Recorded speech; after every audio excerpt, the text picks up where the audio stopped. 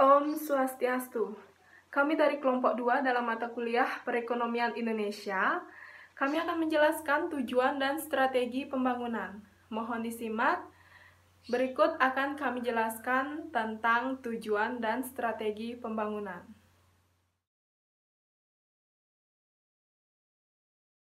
Baik, saya akan mempresentasikan analisis tujuan pembangunan. Tujuan pembangunan ekonomi jangka pendek yang berhubungan dengan tujuan pembangunan nasional adalah untuk meningkatkan taraf hidup, kecerdasan, kesejahteraan masyarakat yang semakin adil dan merata, serta meletakkan landasan yang kuat untuk membangun berikutnya. Tujuan pembangunan ekonomi jangka panjang adalah mewujudkan suatu masyarakat adil dan makmur yang merata material dan spiritual berdasarkan Pancasila di dalam wadah Negara Kesatuan Republik Indonesia yang merdeka, bersatu, berkedaulatan rakyat dalam suasana perkehidupan bangsa yang aman, tentram, tertib, dan dinamis. Dalam lingkungan pergaulan dunia yang merdeka, bersahabat, tertib, dan damai. Pada tahap awal pembangunan dititik beratkan pada bidang ekonomi dengan harapan akan berpengaruh pada bidang lain. Baik, saya akan mempresentasikan tentang analisis strategi pembangunan. Strategi pembangunan nasional adalah rantai kebijakan dan aplikasi tentang pembangunan nasional. Pembangunan nasional di Indonesia adalah pembangunan untuk mencapai tujuan nasional yang nyatanya seperti yang tertulis dalam Undang-Undang Dasar 1945 Indonesia. Ini adalah untuk melindungi semua rakyat Indonesia dan seluruh wilayah negara, untuk mempromosikan perdamaian dan kesejahteraan, untuk memperbaiki kehidupan nasional, dan untuk berpartisipasi dalam sistem dunia berdasarkan kemerdekaan, perdamaian abadi, dan keadilan sosial. Adapun elemen-elemen pembangunan Indonesia secara umum, ada dua faktor yang menentukan keberhasilan kegiatan pembangunan, yaitu faktor ekonomi dan faktor non-ekonomi. Faktor ekonomi yang mempengaruhi pertumbuhan dan pembangunan nasional diantaranya adalah sumber daya alam, sumber daya manusia, sumber daya modal, dan keahlian atau kewirausahaan. Yang kedua, faktor non-ekonomi mencakup kondisi sosial kultur yang ada di masyarakat, keadaan politik, kelembagaan, dan sistem yang berkembang dan berlaku.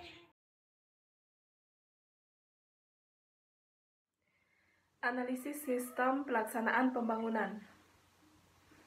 Pembangunan nasional merupakan rangkaian upaya pembangunan berkesinambungan yang meliputi seluruh kehidupan masyarakat, bangsa, dan negara untuk melaksanakan tugas mewujudkan tujuan nasional yang termaksud dalam pembukaan Undang-Undang Dasar 1945. Dengan demikian, bagi Indonesia, mengingat bahwa kontribusi yang dapat diandalkan dalam menyumbang pertumbuhan ekonomi dan sumber devisa serta modal pembangunan adalah dari sumber daya alam. Dapat dikatakan bahwa sumber daya alam mempunyai peranan penting di perekonomian Indonesia, baik pada masa lalu, saat ini, maupun masa yang akan datang. Sehingga dalam penerapannya, harus memperhatikan apa yang telah disepakati dunia internasional. Namun demikian, selain sumber daya alam mendatangkan kontribusi besar bagi pembangunan, di lain pihak berkelanjutan atas ketersediaannya sering diabaikan, dan begitu juga aturan yang mestinya ditaati sebagai landasan melaksanakan pengelolaan suatu usaha atau kegiatan mendukung pembangunan di sektor ekonomi kurang diperhatikan, sehingga ada kecenderungan terjadi penurunan daya dukung lingkungan dan menipisnya ketersediaan sumber daya alam yang ada, serta penurunan kualitas lingkungan hidup.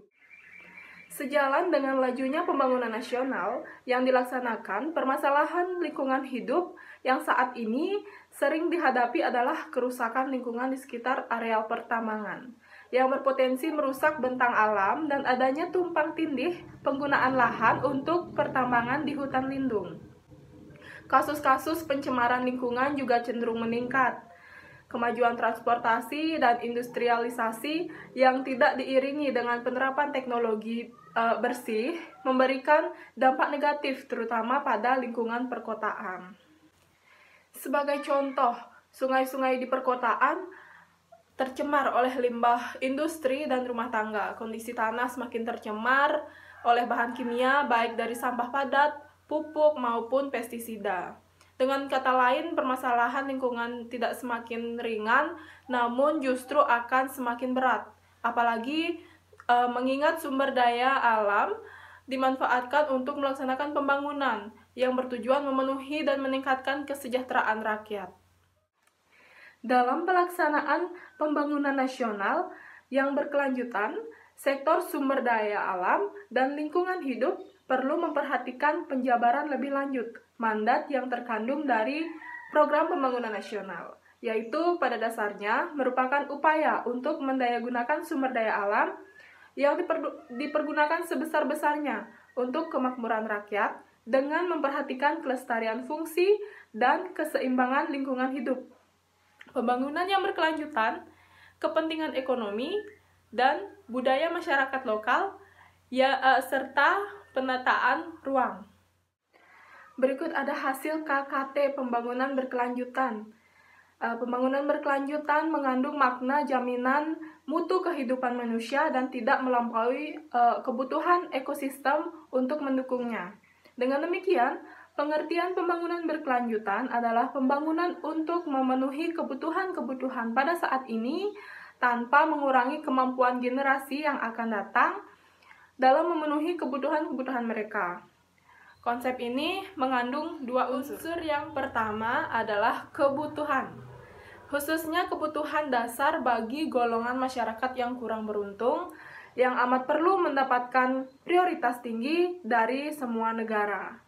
Dan unsur yang kedua adalah keterbatasan, yaitu penguasaan teknologi dan organisasi sosial harus memperhatikan keterbatasan kemampuan lingkungan untuk memenuhi kebutuhan manusia pada saat ini dan di masa depan. Dalam Undang-Undang Dasar 1945 ada kalimat yang berbunyi sebagai berikut: terlindungnya segenap bangsa Indonesia dan seluruh tumpah darah Indonesia, dan untuk memajukan kesejahteraan umum, mencerdaskan kehidupan bangsa, dan ikut melaksanakan ketertiban dunia yang berdasarkan kemerdekaan, perdamaian abadi, dan keadilan sosial. Dengan demikian, visi pembangunan yang kita anut adalah pembangunan yang dapat memenuhi aspirasi dan kebutuhan masyarakat generasi saat ini tanpa mengurangi potensi pemenuhan aspirasi dan kebutuhan generasi mendatang. Oleh karena itu, fungsi lingkungan hidup perlu dilestarikan. Sehingga dengan demikian konsep pembangunan berkelanjutan timbul dan berkembang karena timbulnya kesadaran bahwa pembangunan ekonomi dan sosial tidak dapat dilepaskan dari kondisi lingkungan hidup. Baik, sekian materi yang dapat kami sampaikan. Atas perhatiannya kami ucapkan terima kasih. Om Santi Santi Santi Om.